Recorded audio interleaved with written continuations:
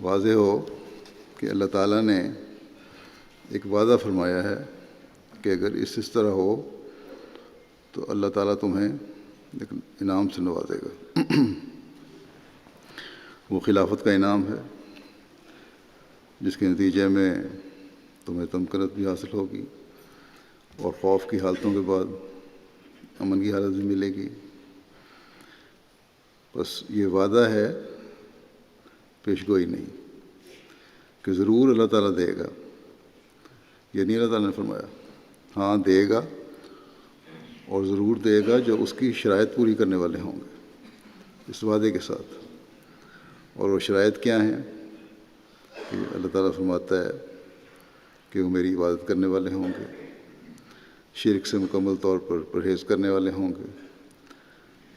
اگر عبادت کرنے والے نہیں، عبادت کا حق جو ہے اس سے عبادت کرنے والے نہیں، اگر شرک سے کلی طور پر اجتناب کرنے والے نہیں، اس سے بچنے والے نہیں جس طرح اللہ تعالیٰ چاہتا ہے، تو وہ پھر اس وعدے سے بھرپور فائدہ نہیں اٹھا سکیں گے۔